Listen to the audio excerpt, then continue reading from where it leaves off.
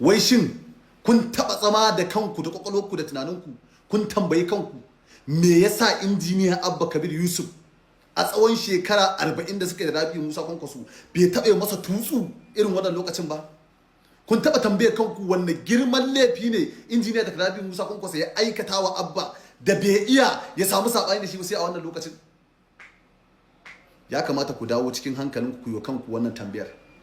Har yau dalilan da Abba yake bayarwa na karan kankin kansa shine ya bar NNPP saboda rigima cikin gida. To da ka shigo APC tamu ta tsira da aminci ce babu rigima cikin gida? Ai fadan da yake jam'iyyar APC babu kwatankwacin irin sama a jam'iyyar NNPP.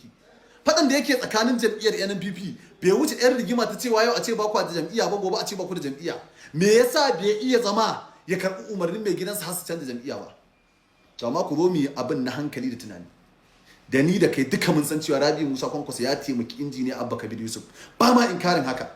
Idan kuma akwai wanda yake inkari ya fito dan Allah dan annaba yan Kwankwasiya ya dan Allah ya zagi Rabi Musa Kwankwaso. Amma mu dan ajiye wannan magana mu dawo cikin jam'iyyar APC da injiniya Abba Kabir Yusuf ya dangwara a ciki. Kun san cewa shigowar injiniya Abba Kabir Yusuf cikin jam'iyyar APC tamkar karasa kashe ta ne? Ga abubuwa guda biyu. Bayan da za a yi mutumin Kano da ni da kai mu gamsu cewa injiniya Abba Kabir Yusuf bai ci amana Rabi Musa Kwankwaso ba, da ni da kai duka. Domin injiniya Abba Kabir Yusuf ya gamsu, ya yarda, ya kuma tabbatar da cewa mu ba yan APC marasa amana ne, mu ba yan APC ba mu da alƙibla, mu ba yan APC mun cuci jihar Kano, mu ba yan APC, duk wannan abubuwa ne da Abba ya yarda da su. To yanzu shiriwa muka yi ko gyaruwa muka yi? Idan kuma Abba Kabir Yusuf shari yake mana kage ne, kenan masharanci ne shi. Sannan akwai wanda suke cewa har yanzu ba injiniya Abba Kabir Yusuf ya shigo cikin mu yan jam'iyyar APC. Har yau mun ki mu saki jiki da shi, kuma shi ma ya ki sakin jiki da mu. To kun san me dalilin da yasa ake wannan zaman ɗari-ɗarin? Injiniya Abba Kabir Yusuf ya gamsu ya ci amanar mai gidansa Rabi Musa Kwankwaso. Ya yarda da cewa ya zambaci mai gidansa Rabi Musa Kwankwaso. Ya yarda ya ha'inci mai gidansa Rabi Musa Kwankwaso. Ya dira a jam'iyyar APC. To yanzu kuma tsoro yake kai saki jiki da mu yan jam'iyyar APC mu ci amanarsa. Kuma yanda dillin takan yi dillin, haka ma dillin takan yi dillin. Shigowar Abba Kabir Yusuf cikin jam'iyyar APC shine ƙarashin rukurkushe jam'iyyar APC da mutuwarta. Domin da injiniya Abba Kabir Yusuf bai shigo cikin jam'iyyar APC ba, da tuni ana nan ana rigima ta arziki inda 'yan jam'iyya za su mora su amfana. Can wancan an yi indozin ya fitar da dala 700,000, can wancan ya fito da dala 1000 kaza. 'Yan jam'iyya kaman ana iya ɗaukan dala 15,000 an ba wancan, dala 10,000 an ba wancan, dala 5,000 mafi karanci ake raba a cikin jam'iyya. Amma yau diran injiniya Abba Kabir Yusuf mai gobe ta waya, duk wani dan indozin ya tsuke saboda Ganduje ya fito ya gaya mutane cewa Abba ne dan takara. Tun masu gwada arziki wajen neman takara an dakile sun daina wannan al'amarin. Shikenan kada fa mu manta jam'iyyar APC nan duk waɗanda za su sata ta ci zaɓe an ga bayansa a jam'iyyar. Saboda me a jam'iyyar muna fama da wani virus na sai mukami ya taho ka ta fare da tinkari wani a jihar Kano, sai wani da ya ga yake da iko sai ya shiga ya fita ya shiga ya fita ya ma da pap sai ka ji an canja takardun mutum, sai ka ji mutum ba shi bane, maybe kujeran ma ka dan dauka an kai ta anan bura saboda ba nasa za a baya ba, shi yake bukata ya ba slot din. Ai billahi alazim ko irin su barau da Ganduje ya ari bakin su ya ci musu albasa, idan sun yadda da wannan cin bakin Allah ya tsinan ku jira lokacin ku gani. Dalilin da yasa na ce na faɗi haka, a lissafi na rashin hankali fa, a lissafi random lissafi, barau ya kashe kuɗi ya 10 biliyan naira yana kokarin ya za a yi karɓi wannan tiket ɗin daga hannun gawo na garo. Haka zalika ka ɗauko a babuci ya kashe oba shi ma 10 biliyan. Ko da bai faɗi buƙatarsa ba, ka san buƙatar dai ba za ta zo ne a ƙarshen ƙasashe shi dai a kujerar gwamna. To shi ke na wannan mutane da suka kashe wannan kuɗin randomly yanzu sai su ce wasu naɗe hannunsu. Hawa yake na Abba je ka automatic ticket. Baya da automatic ticket nan ba tsari ne na jam'iyya ba. Uwar jam'iyya ta ƙasa ta ce babu automatic ticket duk wannan da ya shiga.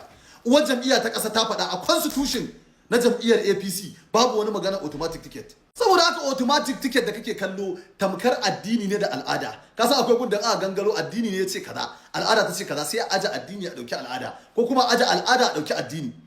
Amma babu magana wani automatic ticket, kuna nan za a zo kuma za a ballo rigimar. Saboda haka injiniya Abba Kabir Yusuf ina mai muka albishir da bishara, kana cikin gagarumar lokutan fitina, kana cikin ɗirkekiyar masifa. Saboda me wannan al'amarin da kai, irin wannan zurbin da ka tafka a siyasance, billahi allazi la ilaha illa huwa, har tausayin ka nake ina kallon gargada ka da gangara ka. Saboda yanda kai wa jam'iyyar karan tsaye ka shigo cikin ta, shikenan kowa ya ja gefe kai kaɗai kake kadami, kai ne da jam'iyya an baka, to an barka da jam'iyyar APC, je shiga zaɓe ci. Ba kwaɗayi bane, ba ma kwaɗayin abin da gwamna zai bamu, gaskiya ce sai mun faɗa a cikin jam'iyyar mu. Alal misali yanzu injiniya Abba Kabir Yusuf ya shigo cikin jam'iyyar APC, ya raba kujeran hajji sun fi guda 100 a yanda ake faɗa. Shin bangaren mutalawa kaji an bawa, bangaren gawunawa kaji an bawa, bangaren barawa kaji an bawa, bangaren gandujan wa aka bawa? Ba muna faɗa bane ko dan ka bamu ko da me, duk abin da zaka bamu Allah ya riga ya mana. Billahi azim ni na biya wa kaina kuɗin aikin hajji kuma na biya wasu kuma zan tafi da su.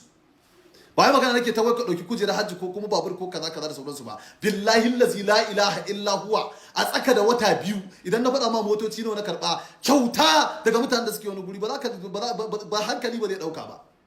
Daidai gwargwado alhamdulillah, ba wani abu da injiniya Abba Kabir Yusuf zai bude mana ido da shi ko wani kwaɗayi. Mu gaskiya ce muke faɗa, APC nan tamu ci, aka shigo cikin ta. To tunda an shigo jam'iyyar APC sai an nuna mutane an shigo cikin jam'iyyar APC. Saboda abin da injiniya Abba Kabir Yusuf ya kamata ya duba ya ma kansa faɗa shine, na baro jam'iyyar NNPP na shigo cikin jam'iyyar APC. Abokan siyasa ta na da yau yaƙata suke. Abokan siyasa ta na da su ne abokan faɗa na a yau. Wayanda da muke faɗa da su kuma su ne abokan siyasa ta. To ta yaya za su gane haka? Mu dai muna roƙon Allah subhanahu wataala ya sa ba kwangila ka karɓo ta rusa mana jam'iyyar APC ba, amma a haka shigowar ka jam'iyyar APC, taɓewar jam'iyyar APC ce, ɗan ragowar abin da ya rage mana na alfanu a cikin jam'iyyar APC lalata shi ne da wargazar da shi.